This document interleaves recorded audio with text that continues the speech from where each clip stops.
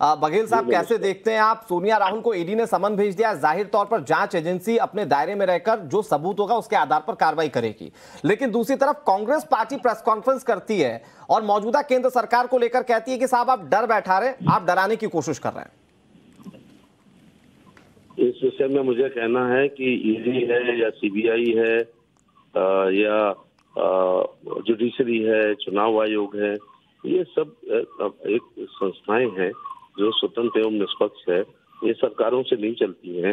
ये जब कोई शिकायत करता है, जांच होती है, इकोनॉमिक विंग ने की हो या सीबीआई ने की हो या अन्य संस्था ने की हो या ईडी ने खुद ने की हो, उसके बाद अगर वो समझते हैं कि ये चार्जशीटेड लाइक केस है तो सम्मन जारी करते हैं। वर्डन ऑफ प्रूफ अभियुक्त पे भी होता है, इसलिए उसको मौका मिलना चाहिए कि वो अपने आप बता सके कि अपनी सफाई में कुछ कहना चाहता तो कह सके। जब ये ईडी किसी कॉमन मैन को बुलाता है तो आप नहीं चर्चा करते हैं जरा से। अगर वो सोनिया जी और राहुल को ईडी ने बुलाया है तो इसमें बस एक लाइन की न्यूज होनी चाहिए कि बुलाया है। अब इसका इतना नहीं होना चाहिए क्योंकि देश के कानूनों के ऊपर कोई भी नहीं है ना। नहीं सर, वो सिर्फ आरोप ही नहीं लगा रहे हैं आप पर। अभिषेक मनु सिंह भी कह रहे हैं मनगढ़ंत और काल्पनिक आरोप है। वो कह रहे हैं आरोप ही काल्पनिक है। आरोप क्या है? काल्पनिक है। जी जी, उन्होंने कहा आरोप काल्पनिक है, ये मनगढ़ंत है सारे। अच्छा, आरोप कभी काल्पनिक नहीं होते हैं। मैं पुलिस में रहा हूँ, अगर कोई एफआईआर है तो नकल चेक है, नकल रपट है, बयानबाजी है, निरीक्षण घटना स्थल है, गवाहों के बयान है, सर्कमस्टेंसेस एविडेंसेस हैं। अगर क्राइम वाला है तो फिजिकल उसके शरीर पर आई हुई चोटें हैं, उनके आधार पर जो है या तो चार्जशीट होता है या फाइनल रिपोर्ट लगती है। और जब काल्पनिक होती है तो वो चीजें एक्सपंज हो जाती हैं। एक्सपंज से शुरू होता है झूठी चीजें, और अगर कई बार एफआईआर लगती है कि घटना तो हुई लेकिन पर्याप्त साक्ष्य नहीं है, और कई बार चार्जशीट होती है कि घटना भी हुई है, साक्ष्य भी है, अदालत में चलाने लायक भी है, इसलिए चार्जशीट होती है। अब माननीय अदालत को देखना होता है कि वो इसको एक्विटल करे या कन्विक्शन करे। तो इसमें सरकार और भाजपा कहाँ आ गई बीच में? एसपी सिंह बघेल साहब, आपके पास हम वापस आ रहे हैं। कांग्रेस पार्टी के नेता उदित राज हमारे साथ जुड़ गए हैं। उदित राज जी, आपका भी स्वागत है।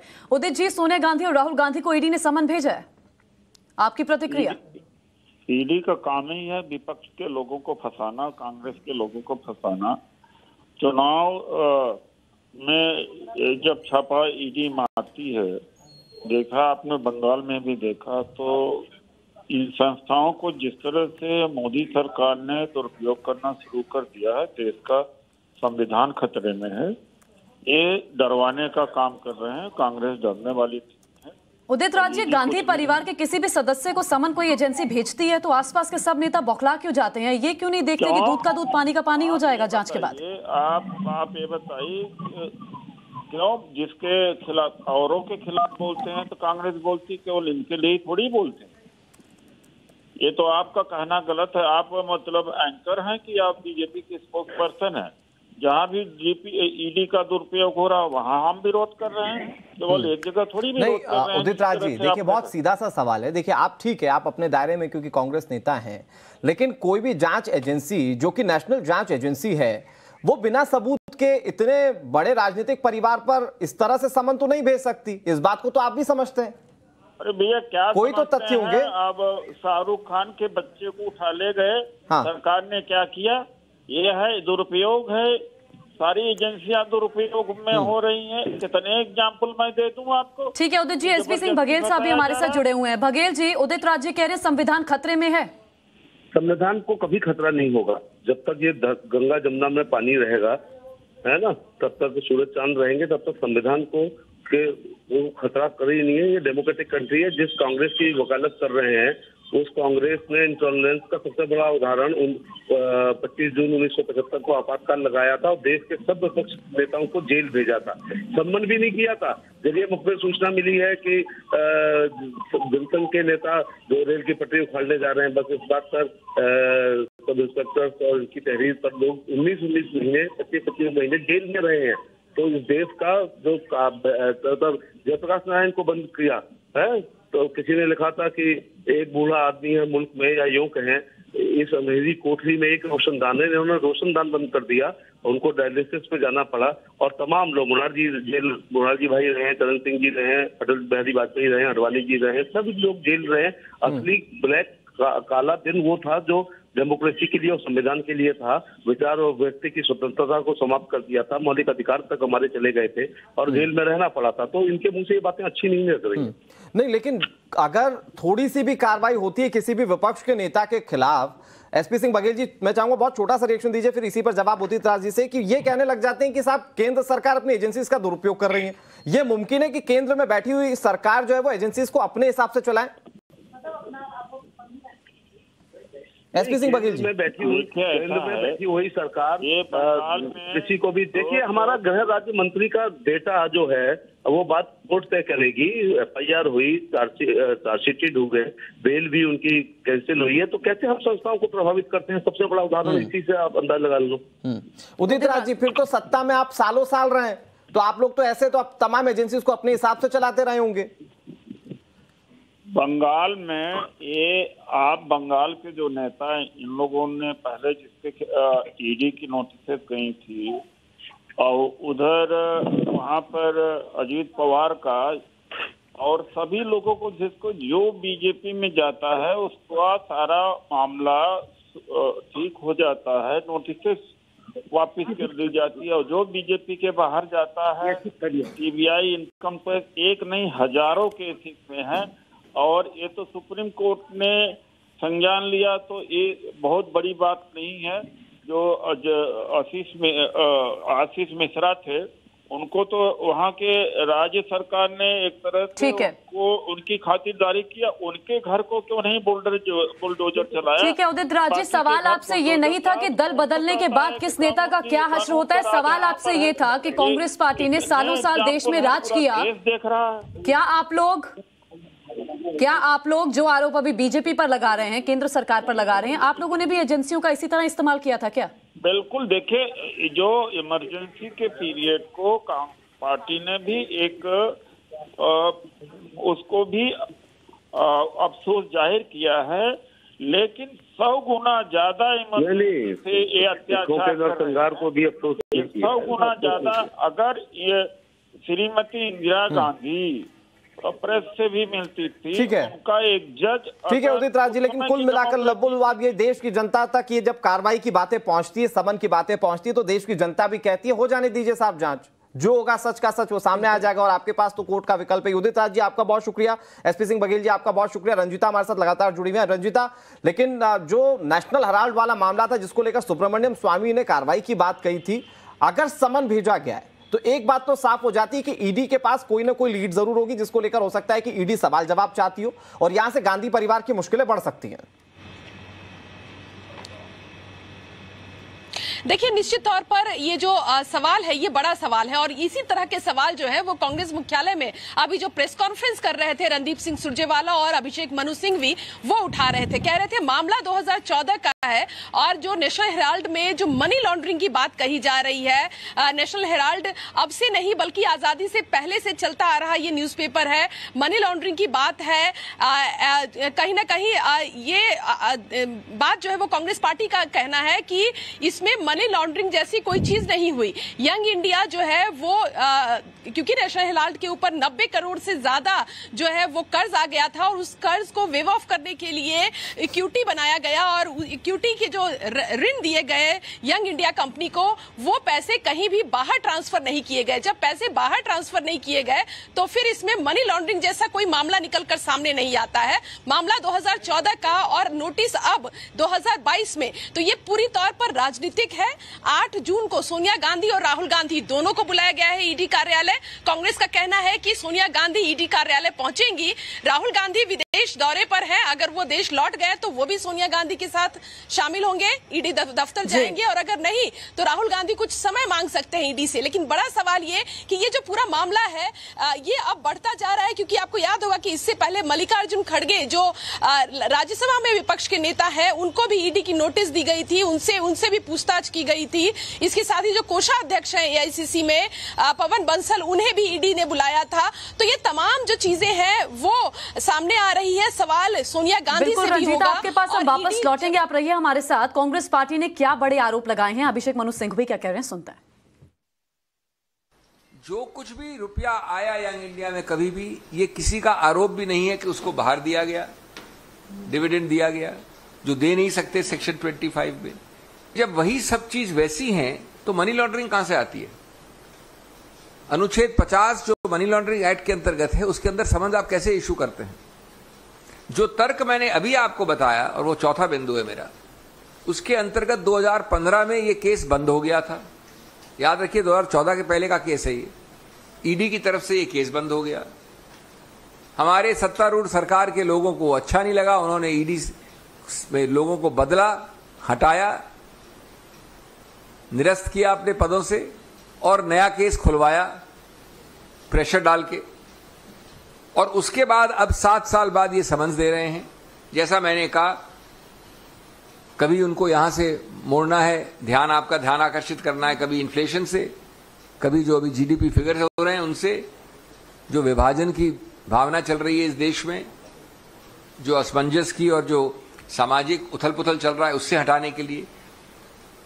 तो दोस्तों, मैं अपनी बात अंत करना चाहूंगा ये कह के कि इस देश में इस प्रकार से अपने पपेट, जैसा मेरे दोस्त ने कहा, कभी ईडी, कभी सीबीआई, कभी आईटी का दुरुपयोग करके हर राजनीतिक विरोधी को कश्मीर से कन्याकुमारी और गुजरात से पश्चिम बंगाल तक डराना, धमकाना और देश का पूरा ध्यान इधर से उधर करना, ये तकनीक अब पुरानी हो गई है। रंजिता हमारे साथ हमारी सहयोगी लगातार जुड़ी हुई। रंजिता, इस पूरे मामले में एक पहलू सियासत का भी है, क्योंकि जो कार्रवाई करनी है वो ईडी तो करेगी, लेकिन जिस तरीके से प्रेस कॉन्फ्रेंस की कांग्रेस पार्टी ने, उन्होंने सीधे तौर पर आरोप लगा दिया कि मौजूदा समय में तमाम केंद्रीय एजेंसीज का दुरुपयोग कर रही है बीजेपी। बिल्कुल, और इसके पीछे का तर्क ये दिया कि न सिर्फ कांग्रेस पार्टी बल्कि हाल के दिनों में जिस तरह से, चाहे वो पश्चिम बंगाल की मुख्यमंत्री है उनके भतीजे का मामला हो, डीएमके में जो मुख्यमंत्री है उनके खिलाफ मामला हो, गुजरात में अलग अलग जो नेताओं पर जो छापेमारी हो रही है उसकी बात हो, इसके अलावा झारखंड में अभी कुछ दिन पहले हेमंत सोरेन पर जिस तरह के आरोप लगे, वहां भी कुछ अधिकारियों के यहाँ ईडी के छापे पड़े, इन तमाम चीजों को जोड़कर कांग्रेस पार्टी जो है वो दिखा रही है। और उनका कहना है कि 2014 का मामला जिसे ईडी ने क्लोज कर दिया था, एकदम से ये मामला फिर उठ रहा है और इतने साल बाद ईडी का नोटिस देना, खासकर सोनिया गांधी और राहुल गांधी को, ये अपने आप में राजनीतिक जो बदले की भावना है वो दिखाता है। और ईडी को साफ तौर पर को टूल की तरह केंद्र सरकार इस्तेमाल कर रही है, ये कांग्रेस का आरोप है। कम्युनिकेशन विभाग के प्रमुख रणदीप सुरजेवाला ने ये कहा कि न सिर्फ कांग्रेस पार्टी बल्कि अलग अलग पार्टियों ने भी ये आरोप लगाए हैं। हालांकि ये भी कह रही है कांग्रेस की कांग्रेस इन तमाम चीजों से नहीं डरने वाली है और 8 जून को ईडी कार्यालय में सोनिया गांधी पहुंचेंगी। लेकिन सबसे बड़ा सवाल ये कि राजनीतिक तौर पर कांग्रेस कह रही है कि ये एक बड़ा मामला है, राजनीतिक मोड़ इसमें लिया जा रहा है। तो ऐसे में कानूनी तौर पर क्या कोई और विकल्प हो सकता है, ये सवाल पूछा गया था प्रेस कॉन्फ्रेंस के दौरान। कांग्रेस पार्टी कह रही है कि ये आरोप काल्पनिक है, मनगढ़ंत है। भारतीय जनता पार्टी यही पूछ रही है कि आरोप काल्पनिक कैसे हो सकते हैं।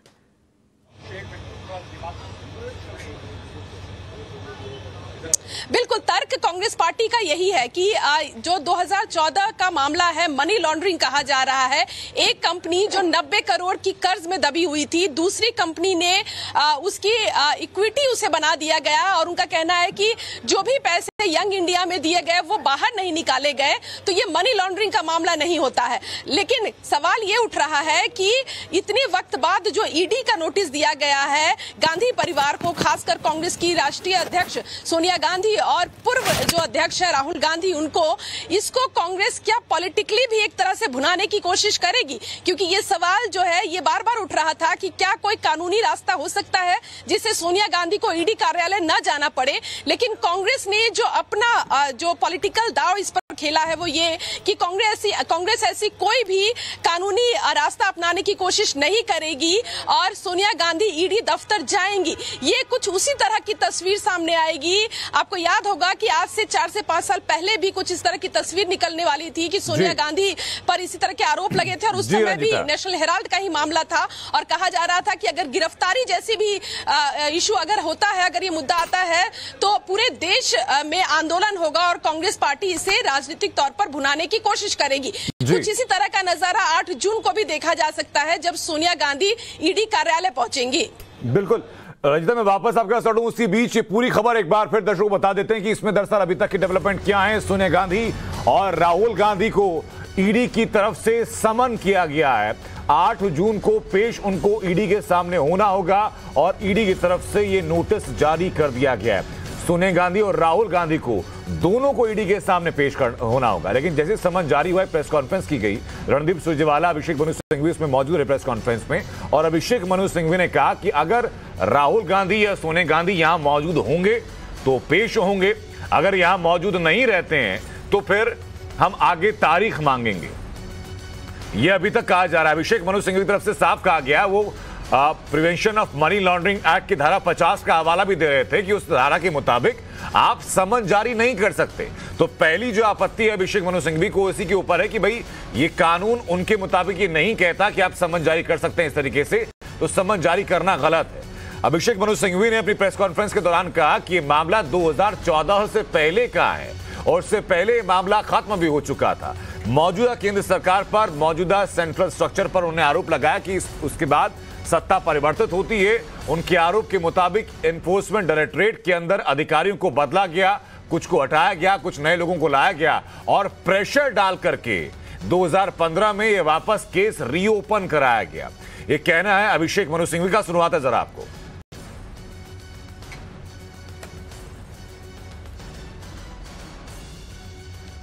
इंडिया में कभी भी ये किसी का आरोप भी नहीं है कि उसको बाहर दिया गया, डिविडेंड दिया गया, जो दे नहीं सकते सेक्शन 25 में। जब वही सब चीज वैसी है तो मनी लॉन्ड्रिंग कहां से आती है? अनुच्छेद 50 जो मनी लॉन्ड्रिंग एक्ट के अंतर्गत है, उसके अंदर समन आप कैसे इशू करते हैं? जो तर्क मैंने अभी आपको बताया और वो चौथा बिंदु है मेरा, उसके अंतर्गत 2015 में ये केस बंद हो गया था। याद रखिए 2014 के पहले का केस है ये। ईडी की तरफ से ये केस बंद हो गया। हमारे सत्तारूढ़ सरकार के लोगों को अच्छा नहीं लगा, उन्होंने ईडी में लोगों को बदला, हटाया, निरस्त किया अपने पदों से और नया केस खुलवाया प्रेशर डाल के। और उसके बाद अब 7 साल बाद ये समन्स दे रहे हैं। जैसा मैंने कहा, कभी उनको यहां से मोड़ना है, आपका ध्यान आकर्षित करना है, कभी इन्फ्लेशन से, कभी जो अभी जीडीपी फिगर हो रहे हैं उनसे, जो विभाजन की भावना चल रही है इस देश में, जो असमंजस की और जो सामाजिक उथल पुथल चल रहा है उससे हटाने के लिए।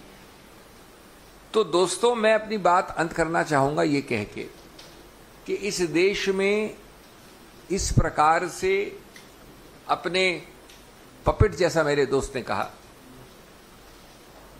कभी ईडी, कभी सीबीआई, कभी आईटी का दुरुपयोग करके हर राजनीतिक विरोधी को, कश्मीर से कन्याकुमारी और गुजरात से पश्चिम बंगाल तक डराना, धमकाना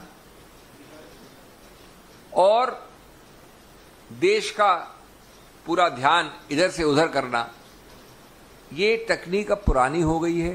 मोदी सरकार अब बदले की भावना में अंधी हो गई है। जिस मानसिकता ने अंग्रेजों का साथ दिया था, आज गुलामी की प्रतीक वो मानसिकता आजादी की कुर्बानियों से प्रतिशोध ले रही है। इस बार उन्होंने एक नई कायराना व डरपोक साजिश की है। नेशनल हेराल्ड मामले में अब प्रधानमंत्री श्री नरेंद्र मोदी ने कांग्रेस अध्यक्षा श्रीमती सोनिया गांधी जी व हमारे नेता श्री राहुल गांधी जी को ईडी से नोटिस जारी करवाया है। साफ है कि तानाशाह डर गया है। बीजेपी नेता अमित मालवीय